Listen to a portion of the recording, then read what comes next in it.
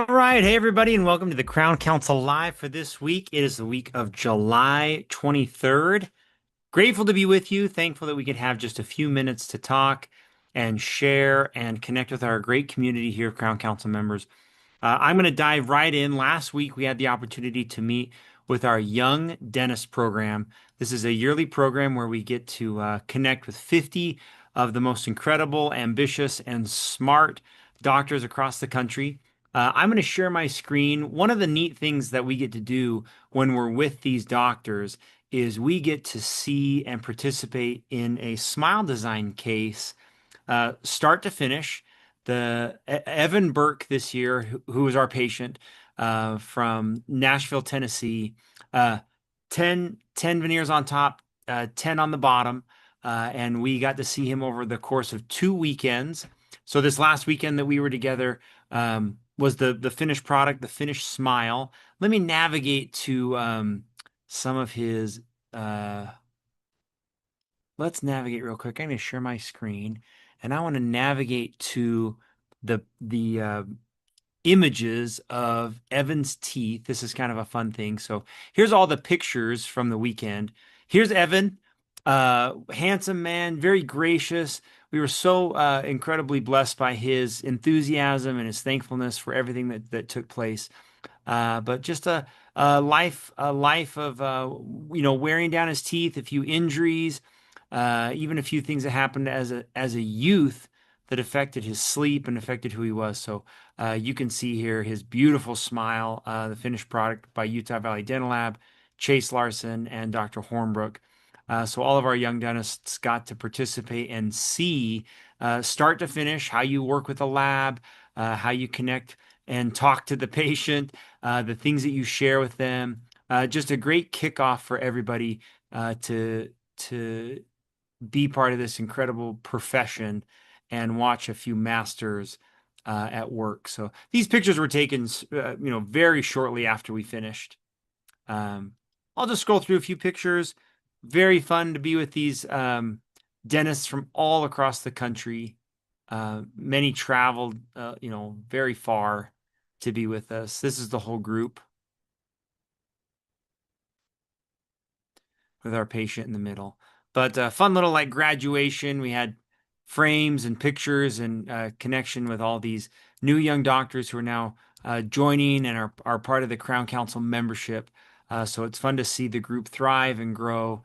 And we're grateful for these great mentors, Dr. Hornbrook, Dr. Larson, and Utah Valley Dental Lab. So just a quick recap there of our Young Dentist program. Thankful to be part of it, and thankful especially to be part of this incredible group. All right, the rest of our live stream today is our live stream interview, Mentor of the Month interview with Dr. Paul Cook. Paul and Steve spend time together interviewing, talking about mentorship, talking about the things that Paul has learned throughout his life. An incredible episode. So much is shared and so much is learned with Dr. Cook. We hope you enjoy it. It'll be also put in the Crown Council library. So if you can't watch it all or you want to watch it again, it'll be posted to the Crown Council Premium Member Library under our Mentor of the Month program, as well as we're going to put it out as a podcast soon. So thank you to Steve. Thank you to Paul. We're grateful for his lifetime of membership inside the group and especially his willingness to share. So enjoy this episode. Enjoy the live stream today, and we will see you next week. All right.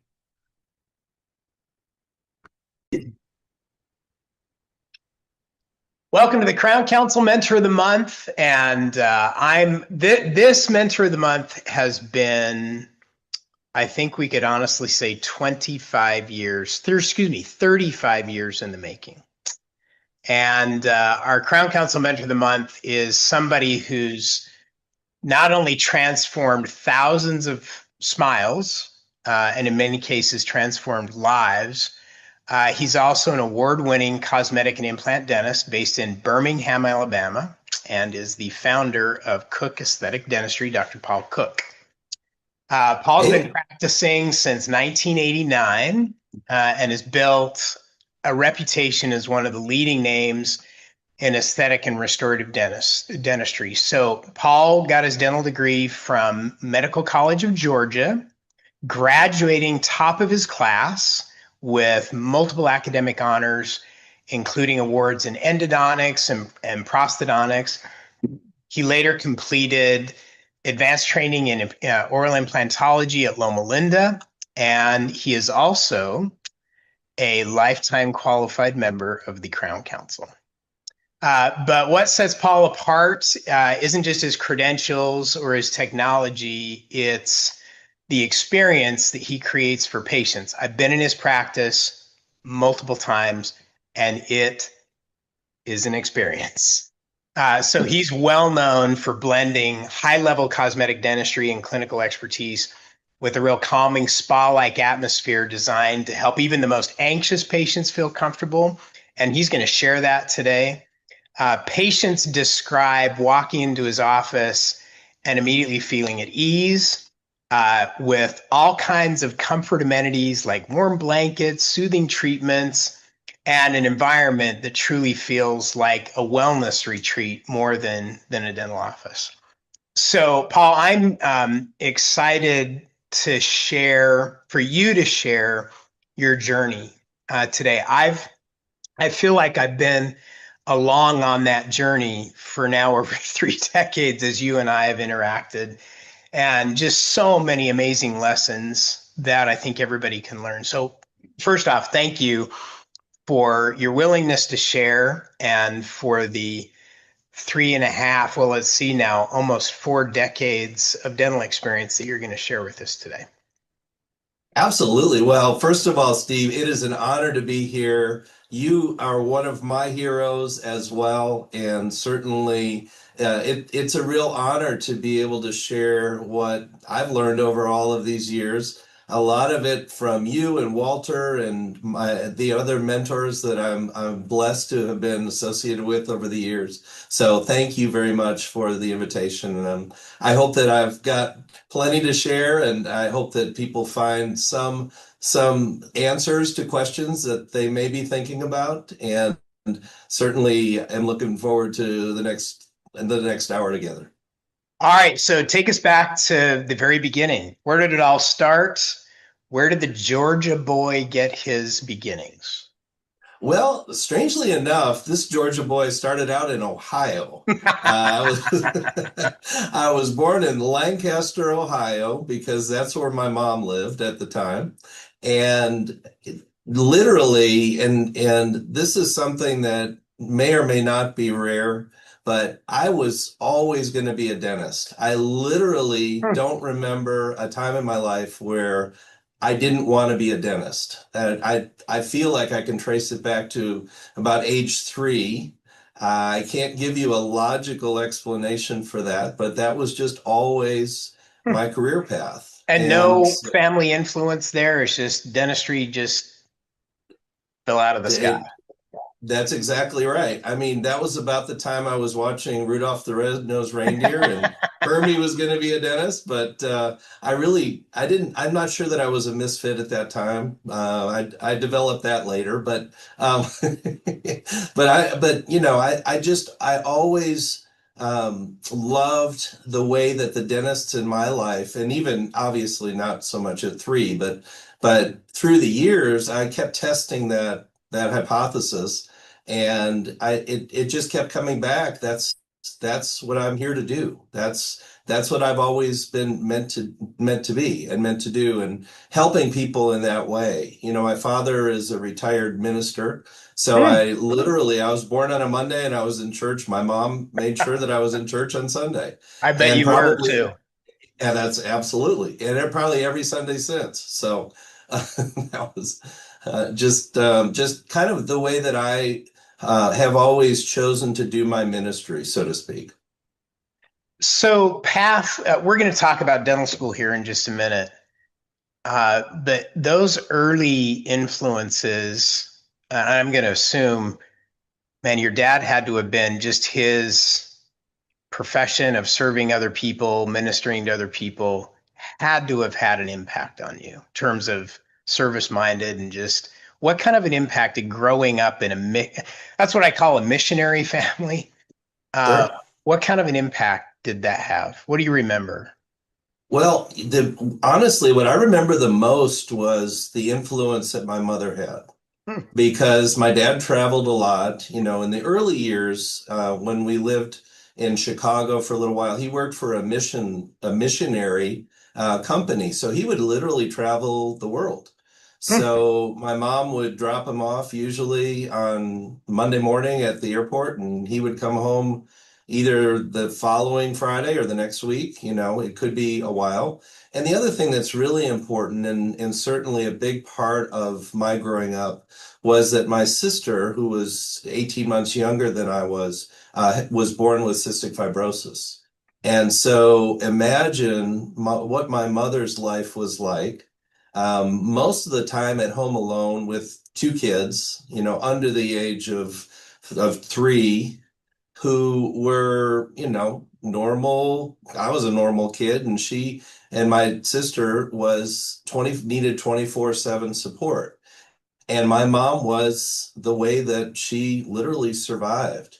She'd have to do percussion treatments on my sister, just to keep her from coughing and from not um, dying, honestly.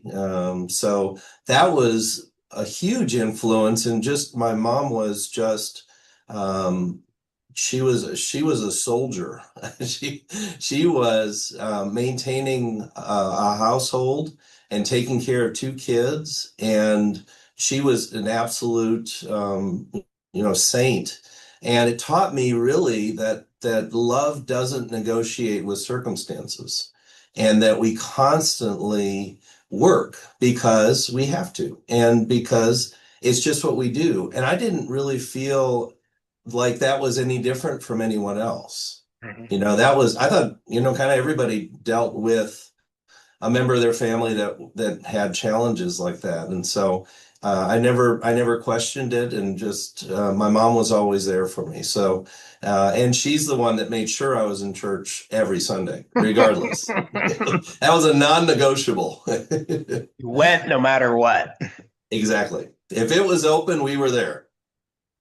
So dental school took you to Georgia. And so talk to us a little bit about your dental school experience and what you took away from that. Well, the first thing that I have to include is that, I was living in Wisconsin. I went to undergrad in Wisconsin, and I worked for an orthodontist at the time. And I was trying to decide where I was going to go to dental school because, like I said, that was my only plan. And we did not have a state school in Wisconsin. And so my orthodontist friend had gone to his ortho training in Georgia. Hmm. And he said, well, I know you're looking at schools all over, why don't you check out Medical College of Georgia? I think they've got a great program. And so I contacted them and asked for an application. And they politely sent me a letter that said, don't bother because we don't take out of state students. Really? Um, at the time, they only accepted about 50 students. Hmm. And so, of course, I filled out the application anyway and sent it in. And a few days later, they called me and invited me down for an interview. Hmm. And the time slot that they gave me, I was not in an interview class. I was there by myself. So Nice. I got to go through the process, one-on-one. I got to sit down with the dean for like 45 minutes, and we talked, and they offered me a position in the class. And so again, what it taught me was don't take no for an answer. So, Because so you were of all the 50 students in your class, how many were from out of state? including me, one, You were it. I was the only one. And did he ever tell you why? Why he made the exception?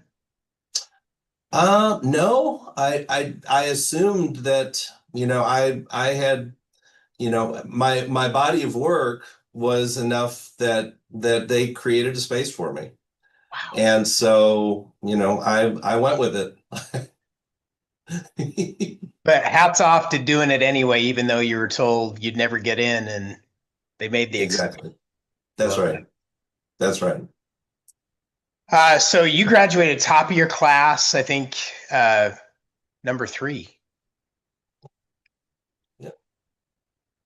So the other thing too that was interesting about that, I only went to 3 years of college, so I was competing with other students that had a 4 year degree, and I didn't have that, so it made it even more amazing, honestly. And I'm not saying that to brag. I'm saying it amazed me that they accepted me. Yeah. And so I always, and I'll tell you what it did. It created the feeling in me that I should never take that for granted, because they gave me this opportunity and I didn't want to fail. No matter what, I did not want to fail. I didn't want to let the people down that obviously decided that I deserved a chance. And that was something that was I it was definitely a gift, and it was something that I cherish to this day, that I had the opportunity. So you're now in Georgia. Mhm. So upper Midwest kids now in the South, and you decide to stay. So post dental school, take us on the So trip. post Where'd you go? so post dental. So one of the things that I did, of course, was fell in love with one of my classmates, because that's what you do. And Well, it's not what everybody does, but that's what you so, did. yeah, and it may not have been a good idea, but all that being said, we got married and we went and bought a practice in Warner Robins, Georgia, Middle Georgia, Straight out of um, school. straight out of school, and it was a large, formerly Quest practice, Mhm. and so they were doing. It was a single dentist that was there, and he was doing just incredible things. So we fit into it nicely, and we built that practice up, and that's where we were able to start forming a relationship with Pete Dawson and go to his courses, and that was how I found my way to you and Walter Haley, because we were at a course in Philadelphia that was how to put your practice in the top 10%. I didn't quite understand what that meant, but it sounded good. Top 10% sounded good.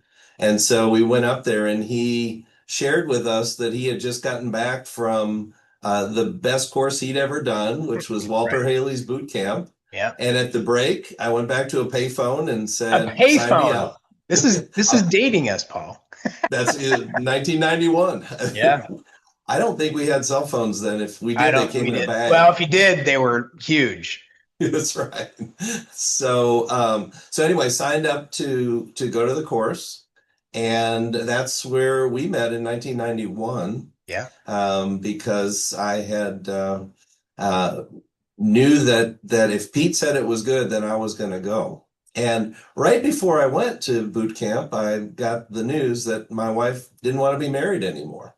Oh wow. So I literally showed up at boot camp on that first day. And what Walter, of course, you remember, used to do is he would ask us all to make a speech. Hmm. And I got up in front of the group and I shared the fact that I was here because Pete Dawson said it was a good idea and my wife didn't want to be married anymore. That was a good introduction, Paul. That's right. That's right.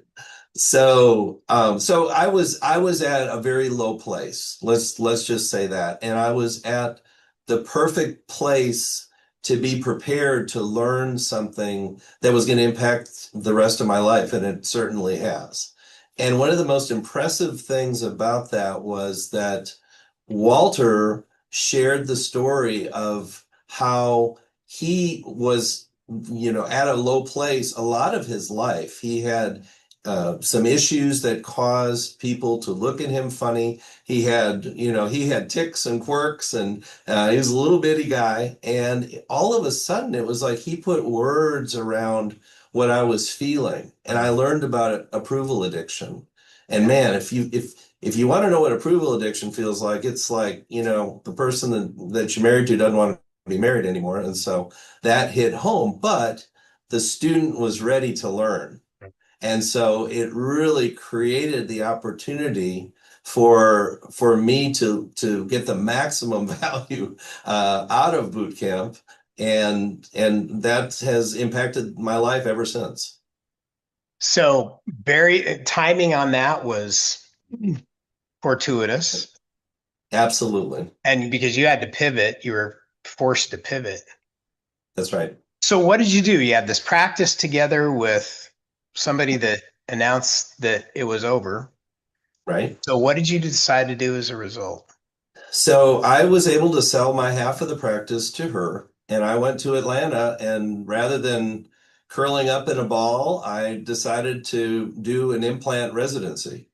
And Hmm. so I was able to, and that's actually kind of a funny story because I was at I was at the AAID, the American Academy of Implant Dentistry meeting, and I've heard a little bit about this residency, and by Dr. Ed Mills was talking about it. And so after he finished speaking, I followed him into the restroom and started asking him about, what does it take to do this? Hmm. And another opportunity that I created, and we talked about it, and that ended up working out. That's how I got to start working with Dr. Mills, but also with Carl Misch, and Jaime Lozada, and the folks at Loma Linda. So it created again another opportunity for me to pursue my passion, which was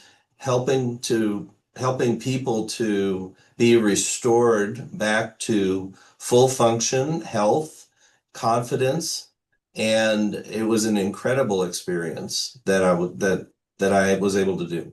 So you're in Atlanta. Loma Linda's in California.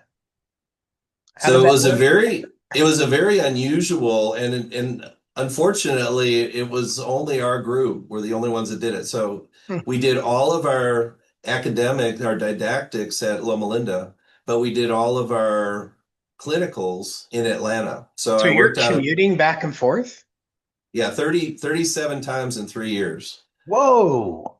Yeah, anywhere from 3 days to 2 weeks at a time, while working and while, you know, trying to have some semblance of a normal life. So that lasted, how was that that was a Uh, 3 year. 3 3 year program. Okay. You got an education. Yes, I did. Got a Years. lot of frequent flyer miles too. Yeah. And then, so you get done with your residency for 3 years. Did you stay in Atlanta or what'd you do? I bought it toward the end of my residency. I bought a practice in Atlanta, and just it was, and actually one of the companies approached me because it was primarily an implant practice, Hmm. and so there were only a handful of people that they contacted about it because there just weren't that many people with that much experience at that time. So that was in around 94. So that's I decided this is a good opportunity, so I bought that practice, and we're trucking along. Things were going great, and in the process, I got remarried to my wonderful wife, Nicolina. We've been married 31 years now, and unfortunately, she started getting sick, and so trucking along with the practice, but her health was really starting to fail, and so at the advice of her doctors, she went back to Birmingham to be with her parents. We had our son at the time, and so they were able to help out with him, and I would commute back and forth every weekend until finally she was feeling well enough. So it was about a 6 month period of time. And she came back to Atlanta for the very first time in all that time Hmm. on a Friday night. And the next morning we got up in our home in Atlanta and a plane crashed in our backyard. There was a midair collision of a jet and a plane, and the jet ended up in our backyard. And so that was the day I decided to sell my practice. When planes are falling out of the In the sky, sky, literally. you Wow. need to pay attention, right? So I told her in the heat of the moment, we need to make a move so that we can get the support that we need. raising with our family. And so, and I honored that. It took me 2 years to find a buyer for my practice, but I did. And then right after that, set up here in Birmingham, the Magic City, the well-kept And secret in the and South. that was my recollection was that was a scratch start. Yes, it was. So my first day was September 11th, 2000. And my only patient was one of my Atlanta patients who drove over for the day. And, and that was it. That was all of our production for that first day. So you had, at this point, you'd had your first practice in Warner Robins, 3 years of residency, another practice in Atlanta. So you'd effectively had three different practice environments from which to create really the practice that you really wanted. That's exactly right. In fact, when I drew the plans for this practice, I knew exactly how I was going to practice. I knew that I wanted to be doing cosmetic dentistry, full mouth reconstruction, implant dentistry. And 26 years later, I haven't moved a wall. I haven't changed a thing. Yeah. So this particular practice for my style has been perfect. It's been, yeah, And it is. You know what? I've shared this with you before, but to give everybody context for this, when I walked into your practice the first time, you and I had known each other for at least 10 years. right. So I knew about your background. I knew all the mentors, the training, the education. And you've never told me this, Paul, but I don't know if you did this on purpose, but whoever greeted me that day sat me down in your consult room and then left me alone. And you know this because I told you I know before. where we're going. Yeah. And so I'm sitting in the consult room, and this consult room has a wall completely dedicated to Paul Cook. I mean, so that was then. Now it's 4 walls. 4 walls. So it is all the certificates, recognitions. So I'm sitting there. Here's my impression: is I'm sitting there going, "Man, I've known Paul Cook for over a decade, but I never knew all of this." I mean, it was like all the courses, all the recognitions. And so like when you came in, it was like, oh, Dr. But here was, and I talk about that. I've talked about that experience ever since because it really goes back to a principle that we've taught for decades, which is the power of preheat. And I know you remember that as one of the concepts that we originally talked about, but preheat meaning just what the patient knows about you before they meet you. That's right. And that positioning and the whole deal. And even though I knew you, I didn't know you. Yeah. I didn't know all of that background. So that's one of my favorite things about your practice. You got some amazing things in your practice and how you pamper your patients, the whole deal. But that room, that's my favorite room. Well, I always joke about the fact that the 3 rooms in my practice that are the best part of our business and the most influential towards the success that we've had is the consult room, the studio, and then my operatory third. Because it all starts, and I'm in the consult room right now. You can't see all the certificates, but there's more. So when you thought about building that space, because one of my favorite Winston Churchill quotes is, and I paraphrase, but basically is we build our buildings and then our buildings build us. Right? In other words, the environment we create impacts behavior of the people in it. So when you thought about designing that space after 3 different practice experiences, what was the intent? I mean, what were the highest values that you wanted to build into the experience in that space? Well, that's a great question. So the very first one has to do with our front desk. So we don't have windows, sliding glass windows. It's very, very open. And the other part of that is that the chair behind the desk, which honestly, the ladies that work in that area never sit down. They're always standing up so that we're always eye to eye with our guests when they walk in. And so it's that particular, that warm feeling. And most of the time they come out from behind the desk and they'll sit down, they'll offer obviously a drink, either water or coffee. That's all I have. And so they will just make them feel warm. And if you remember, the other thing that was so affirming to me was when you and Walter walked in, and I think Walter said it was one of the first times he'd been in the area. Mm-hmm. And he walked into the office and he said, in his very humble little voice, he said, when I first walked in here, I was really intimidated. He said, but then one of your team members came over and was so warm to me, and immediately I felt welcomed. So what I would say is that a big part of our culture, and that was 20 years ago, okay? But a big part of our culture is the warmth of the people, and the culture actually attracts the right people. So we work really, really hard on all of the things that you've taught over the years in creating that culture, because that's really what brings the people back, is the relationships that we all have with our guests when they come in. Makes all the difference. All the difference. So I think you're of all the hundreds and hundreds of practices I've been in over the years, yours is one of the spaces that really reflects the values that you espouse. Thank you. That really means a lot. It does. You've mentioned mentors, and for me, mentors are everything.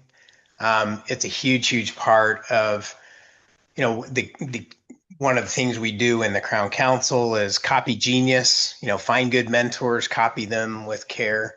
You've mentioned a few of those. What if you had to identify some others that have Sure. had a big impact on your personal and professional life? Who are they? So one of the first that I mentioned, Pete Dawson, was certainly one of my earliest mentors. He was a mentor before I met you and Walter. Yeah. And I give him the credit for helping me understand how the entire system fit together. And it gave me confidence, and it drove away a lot of fear that, as a new graduate that I had. And then Bill Strupp was another one. I love my first meeting that I had with Bill. He was speaking in Atlanta, and I signed up for the course. It was a 1 day or a 2 day course, but he was there filming for Video Study Club with Kit Weathers. And so we thought, this is pretty cool. And so he said, I'm going to do what you signed up for, which is great. He said, but we've got all this film equipment here, so we're going to go an extra day if you want to join. And so I'm like, heck yeah. Sign me up. That's right. And literally I was helping them pack up camera equipment at the end, because I was going to stay until they stopped talking. But one of the things that I credit Bill with was helping me think about, what's best for the patient. And rather than just, what does insurance cover? What do I think they can afford? But Bill really helped me understand about, when you're restoring something, he talked about things, and I went to see him a couple of years ago. He's talking about the same things, but now he can say they've been around 60 years, which I listened to somebody that has that kind of success. So Bill helped me understand that component. And then, of course, I can't give enough credit to David Hornbrook, who now I have the privilege of mentoring with in his functional aesthetics and his occlusion demystified course. And I always wanted to put the implant component together with natural looking teeth. And believe me, in the early days, a lot of the people that were presenting implants, it didn't look natural. You know, you wouldn't look at it and say, boy, that I wouldn't even have guessed that's an implant. It was not aesthetic, but it was helpful for people that didn't have anything else. Sure. And so David put all of that together, and I'm still learning. You know, every time I work with David, I learn something new. And certainly now mentoring with him, I'm learning because I'm teaching and I'm guiding. And so David has been incredible. You know, another one of my mentors for sure was the late Carl Misch. Yeah. He taught me the fact that, you know, implant dentistry is a prosthetic service that has a surgical component. And that really helped me understand that it's all about where we put the teeth, how we design the smiles, which again, I get to do every single day, which I absolutely love. So I can't give enough credit to Carl. And then of course, Walter Haley is, you know, when I think about the people that have had the biggest impact, they all have that branch, you know, they're all branches off of the stem and the trunk that was Walter. And whether it's, you know, that's how I met David originally. It was through that, and of course how we met. And then, you know, what you've done is you took that foundation of what Walter was teaching and you've systematized it so incredibly well that now it's teachable, it's learnable, and I think I think about it every single day. I think about where we are with the culture, and when I'm mentoring, I think about how important systems are. You know, you introduced me to the work of W. Edwards Deming and the whole idea of systems, and I think about that all the time. And so, you know, and I have a lot of mentors, but these are the ones that came to mind very, very, very quickly. Love it. You've had a lot and continue. You continue to have And a lot. continue to. You've shared some of the challenges that you've had over the years. And you know, one of the principles that we talk a lot about in the Crown Council is that principle that I originally learned from Napoleon Hill in Think and Grow Rich. And he talks about within every failure or setback or misfortune, there's the seed of its equal or greater accomplishment. And you've had your share. You've already shared some of those. But what would you say have been some of those biggest unexpected challenges that then opened the door to greater things? So the first, as I mentioned before, some of the challenges that my sweet wife has had over the years, and it's literally been something that we're still dealing with today. And what I've learned is that, and I mentioned this before, I learned from my mom, love doesn't negotiate with circumstances. Yeah. And so I show up every day, whether it's at work or at home. And, you know, obviously I had a lot of responsibility when our kids were younger. Fortunately, they're 30 and 25 now, both going to be getting married in the next year. So pray for me, please, for that. But just incredible. Both of my kids are absolutely incredible human beings. And so just seeing what they've been able to do and knowing that they grew up in a way like I did, that we had some challenges, Yeah. you know, challenges that I had with my sister and that sort of thing. And so just knowing that actually strengthened him. In fact, you know, I think a big part of why my son chose medicine is because he grew up with medical challenges that we all had to face as a family. Sure. And so total great opportunities that have come out of that. And so I'm actually grateful, you know, as I was kind of thinking about that too, is it like, if I could go back and change something, would I? And the answer is no. You know, when I showed up at boot camp at literally the lowest point in my life to that point in time, and I was so ready. I was a sponge, ready to absorb whatever you were teaching, whatever Walter was teaching, and it was the perfect place for me to be at the time. So you're on the professional side of things. You've built a very high-end aesthetic practice in Birmingham, Alabama, which is an amazing city now, very different now than it was when you first moved there. Absolutely. That was filled with its own set of challenges. So, what made you think that a boy from Georgia could move into a city where he knew no one, start a scratch practice that was going to be a high-end cosmetic aesthetic practice, and think that you could make that work? So there's an interesting backstory to that. So at about the time that we were considering making a move, there was a group of plastic surgeons that had assembled, and they were going to put together um, this multi-surgical center that also had that they wanted a cosmetic dentist. Hmm. And they let me know that they would be open to having me become their cosmetic dentist. So that was all kind of in the works. And as soon as I found out that my practice was going to be sold, I think the ink was still wet. I called them up and said, I'm ready. And they said, well, we got some bad news. That whole deal that, we've been working on for a year and a half is falling apart. Oh, And wow. so good luck.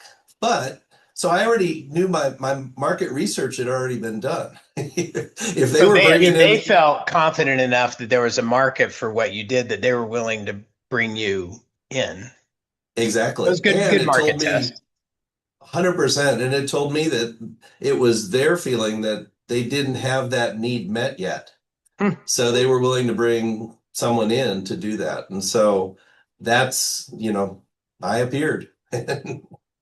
So was there ever a point along the way when, I mean, startups are tough. I don't care what industry, what business.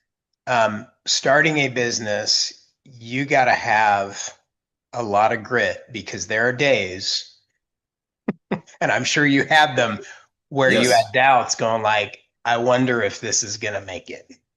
Oh, absolutely. In fact, when you and Walter walked in, I don't know if you remember, but our second or third conversation, and it was Walter who said, "Get these girls out of here. We got to talk." That's just about literally what he said, and it was kind of like, "All right, we got to figure out a way to make some changes in how this is going." And so And what were the changes that you made? so number one, I started working with a coach. You remember Paula Harris Oh was yeah, Paul was was a one of our godsend. coaches early on. Yep. That's right. And it was your idea to have Paula come and help us in those days. And that was so helpful. And she had brilliant ideas. She was a sounding board. She was great with the team at the time, and they respected her, they listened to her, and that we really started making some changes towards focusing on some of the bread and butter things as we were building more of the cosmetics and started building our practice and increasing our marketing. And that fortunately gave us the momentum that we needed to get to the point where we had enough patience so that we could really start focusing on the higher end things that I love to do. So if you had to go back and look at some of the guiding principles that really directed you in those early days, what would they be? Well, certainly, I had a very strong will that I wanted to be doing the type of that I really love, Mhm. and that I could offer that in a consistent sustainable, predictable way. And so a lot of that was just being able to tell the story and getting it out there to enough people. So I never questioned that that's where I wanted to be. And so just not giving up on that hope, that dream, that plan, kept me going. And so even on the hardest days, I worked harder. And I got here earlier and stayed later. And we just had the grit, as you said, and that's absolutely true, to keep going. There was a time that I had to refinance just to kind of get better terms on my loans, and that made it happen. I had a wonderful patient who said, "You know what? I'm going to help you out with that." And so he brought me to his bank, and he said, my wife still says if it wasn't for him, we don't know where we'd be. Yeah. But it was a loan, and I paid it back quickly. But it was just the push we needed at the right time. Because remember, our 1 year anniversary was September 11th, 2001. And so we were trucking along pretty well until, Till you then. know, the world changed, right? It did. And then, And there were, I specifically remember that, Paul, because America's buying patterns changed on that day. mhm, People retracted. Nobody knew what was happening or what was going to happen. And it wasn't just a day. That, for those that don't remember that or may not have been in practice at that time, there was a point when President Bush came out and was like telling everybody, go buy a car, go buy an appliance. It was like he was trying to jumpstart the economy the economy. That's because right. everybody was just like hunkered down at home, uncertain about the future, and nobody was moving. That's And right. it was an uncertain time for sure. Well, and just imagine elective dentistry. Big time. Yeah, Yeah. people were not lining up for that. And here in Birmingham, I would say it was every bit of a year Yeah. where they It took were them. just on hold. Mhm. So that was that was your second year in practice, was one yeah, of the most economically strained times in our lifetimes. absolutely. Yeah. I wouldn't want to go through that again. Although COVID COVID was somewhat close. It was close For second. about 6 weeks, but But it did. but the upside after COVID, I mean, we were so busy, and it sustained itself very, very well for a long time. Um, you've mentioned just real quickly a little about your team. You've recruited and developed a very high functioning, very, very well trained team that you train and retrain and retrain. You never stop, right? No, But talk that's to right. us a little about that, the decisions you've made from a team member standpoint, how your culture plays into that, and what kind of an impact that's had on your overall practice. So in a few words, culture is everything. And fortunately, my dental hygienist, Yvette, has been with me now. We're over 21 years, going on 22 years, and she is the keeper of the culture. Mhm. And if any of us, including me, gets out of line with our cultural agreements, she will let Exactly. us know. And that's actually a wonderful thing, that it's not all on the doctor, Hmm. that the team takes ownership. And at this point, I have one member who's been here for a couple months. He's had about 2 months, a dental assistant who joined our team more recently. And he is falling in line to our culture very quickly because everyone else is doing it. Yeah. You know, it's all the fish are swimming in the same direction, and it feels very uncomfortable to swim upstream in our practice. So I'm going to highlight this just in case it got missed by those listening. Yvette, who is your keeper of the culture, Yep. And you may remember several years ago, one of the things we did at the annual event is I did some case studies Mhm. and kind of presented the pillars of a great culture. But one of those case studies came from a company that's consistently been one of the top companies in the country. And there are three people in the C suite, the CEO, the CFO, and the third person is, and her official title is of the queen of culture and fun. And her Mhm. job, she is the keeper of the culture. She also has the last say on every person who is hired. Mhm. And that's her job, is similar to what you've done, is keep her the Yep. culture. And that's like one of everybody's responsibility, right? But her accountability is keep it hold together and keep the culture intact.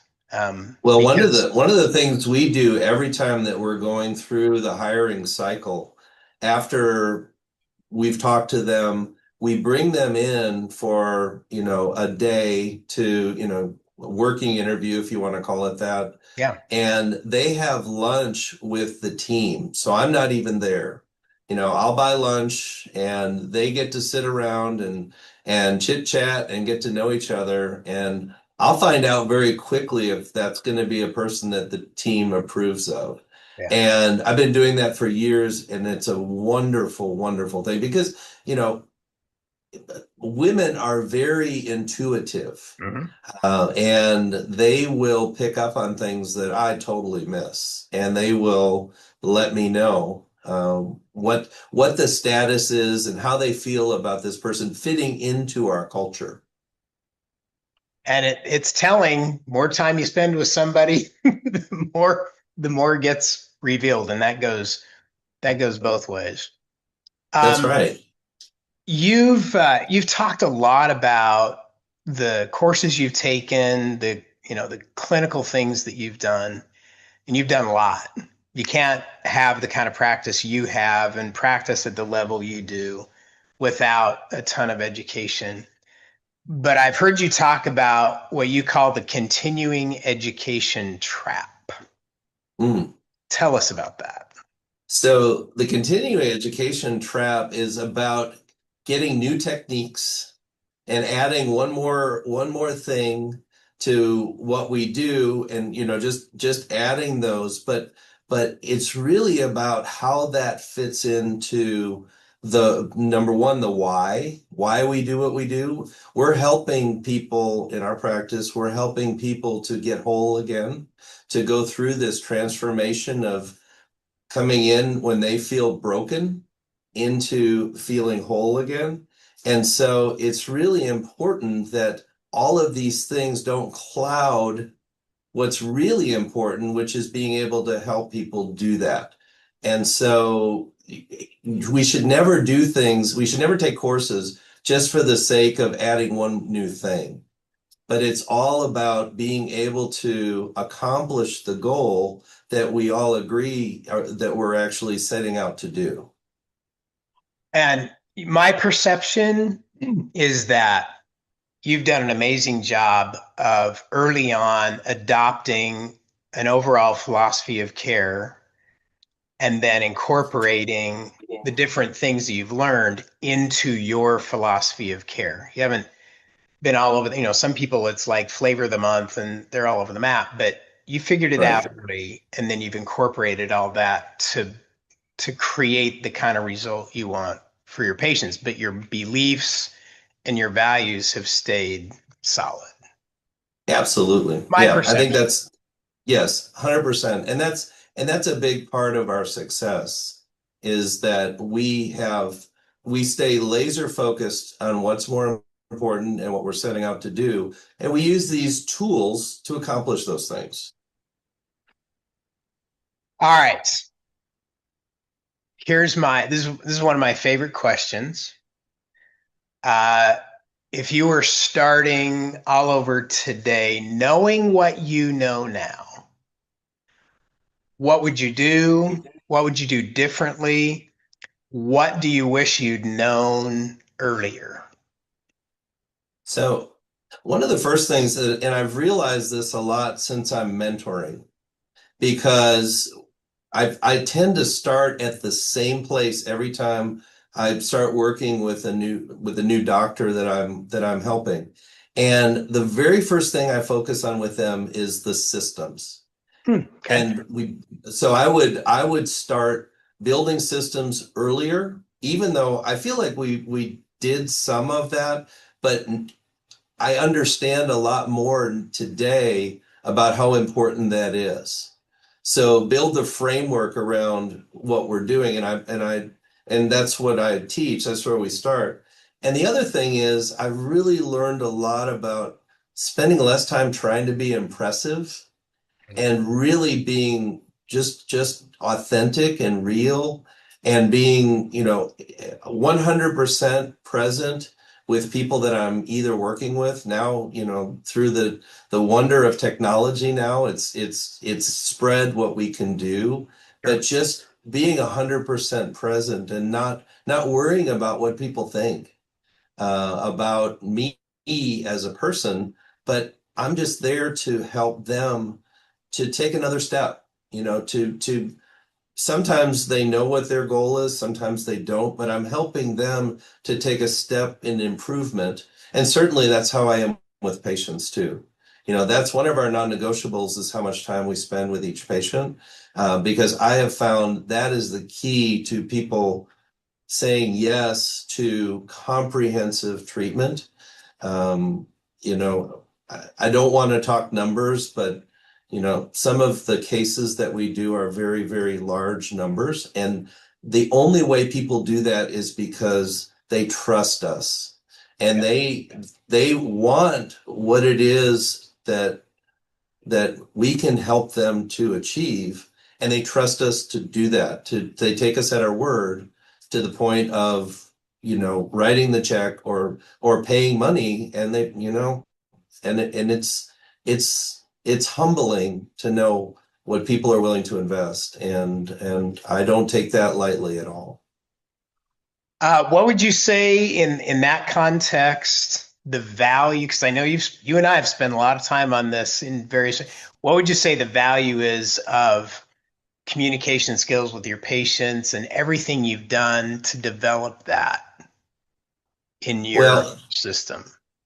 yes, 100%. I mean, I want every patient that walks into our practice to feel like they've been heard and not judged. We recently did a video on social media just appealing to the fact that we are a judgment-free zone.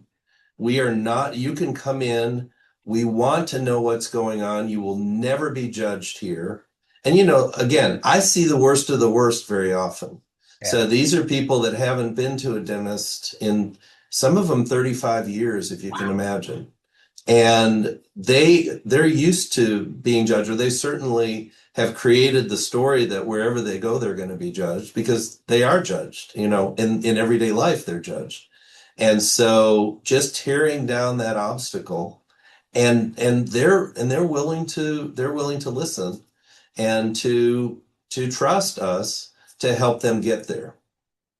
So that's an awesome responsibility, but it's also the most gratifying thing in the world.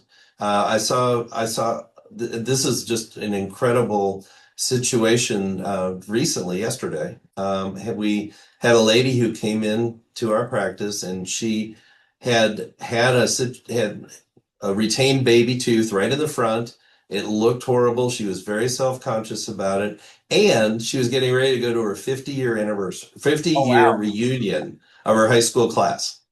And so I put together a treatment plan. We extracted the baby tooth, we put in an implant, we gave her a new smile just in time to go to her 50-year reunion. And Wow. she came in yesterday and I said, "How'd it go?" She said, "I felt like Cinderella at the ball." Oh, that's awesome.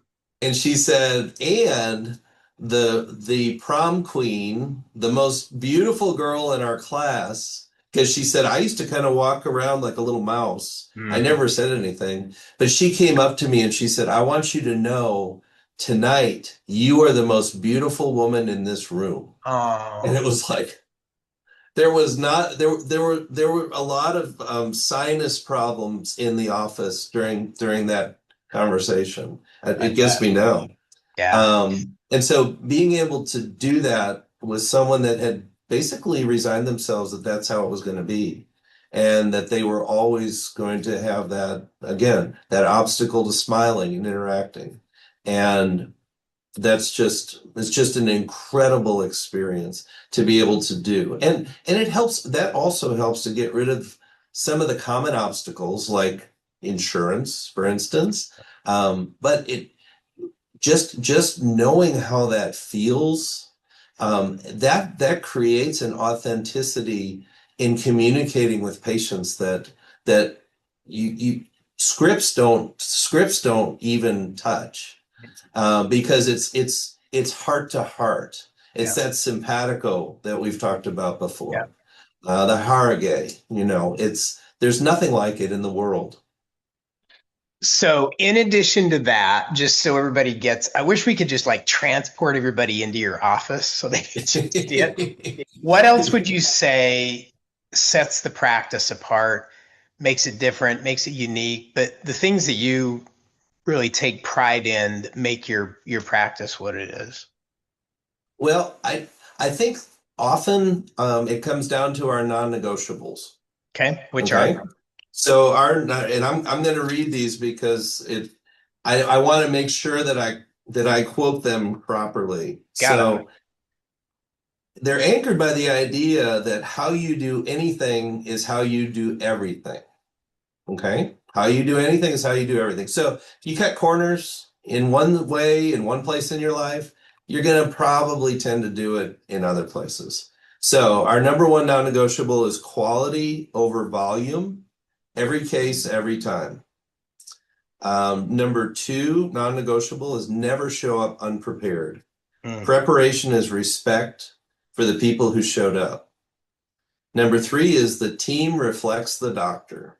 You cannot outsource your values to your front desk. And number four, be present at home. No achievement compensates for not showing up for the people who need you the most. Number five, never stop learning and never stop giving what you learn away.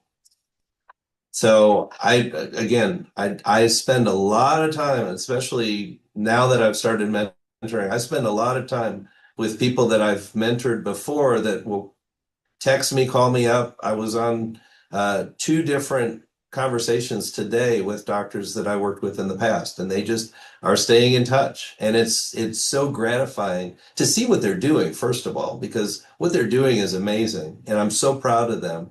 But then the fact that, they still want to keep in touch. And then the last one is give the real thing, not a performance, because people can always feel like they can always feel the difference. Right.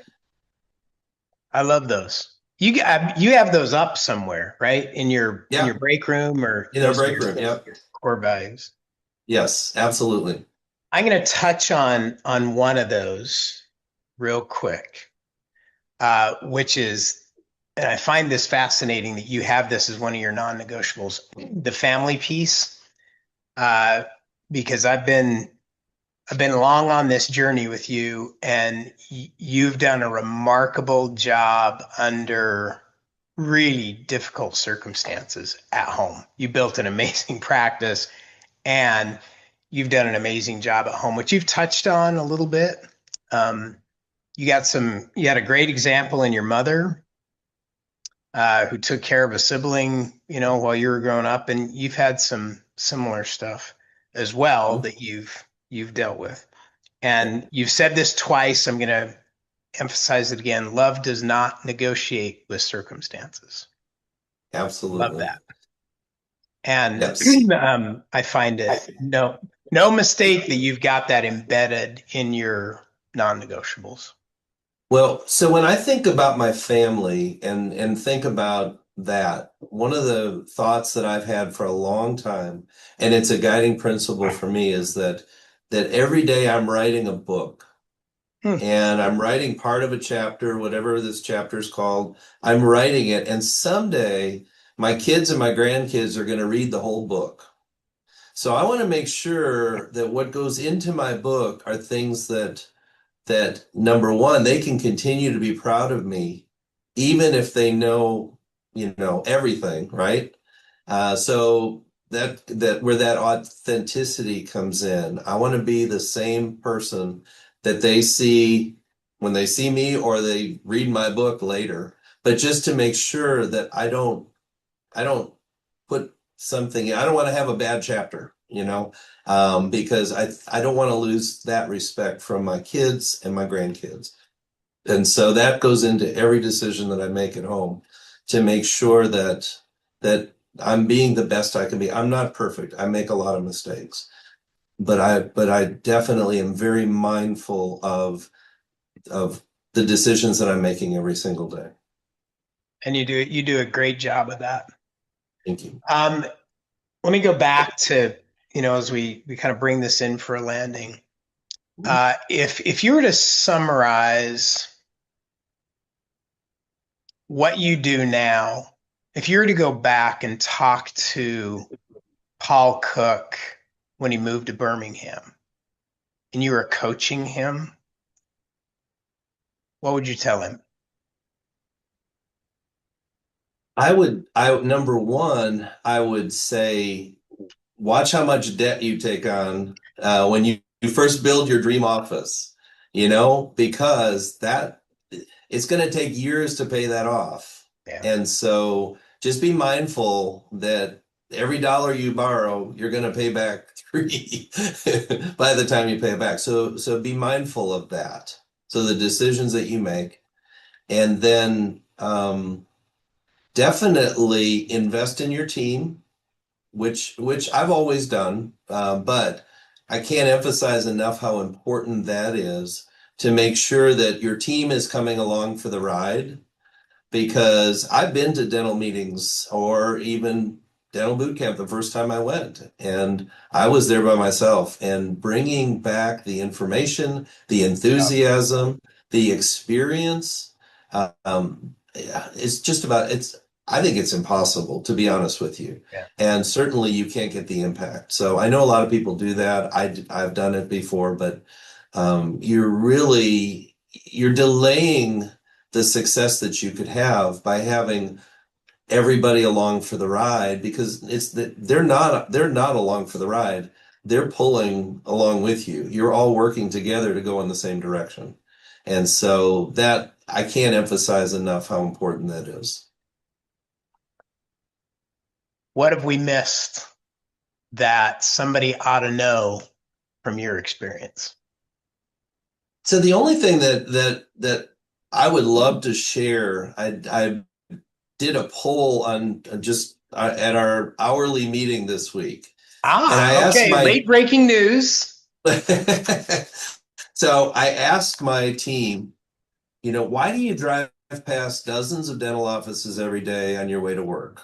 Mm-hmm. And I wrote down exactly what they said, because I want to share that, because I'm number one, I'm proud of this from the standpoint that they get it.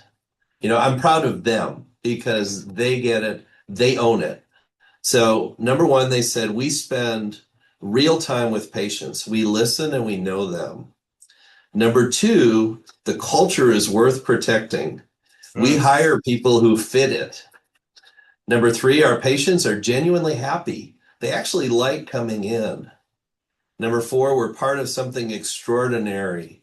We hold the line on excellence. It's an amazing team.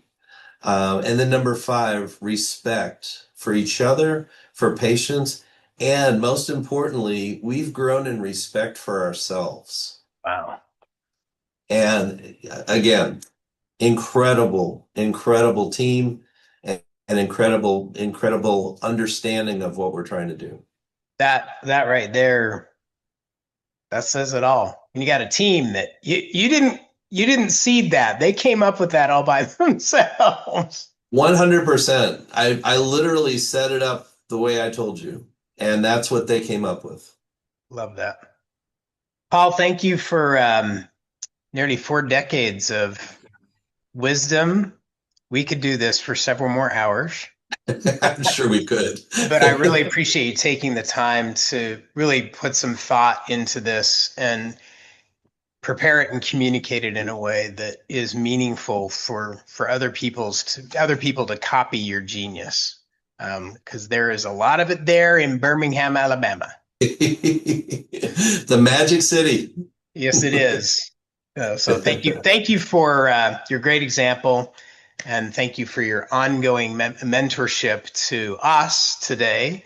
And I know the many others that you mentor as well. Well, Steve, thank you for everything you've done over the years. I couldn't even begin to list them all and how much of an impact you've personally had on me and how the impact you've had on our practice. I'll never be able to tell you how much I appreciate it. Thank you. Thank you, Paul. Thank you.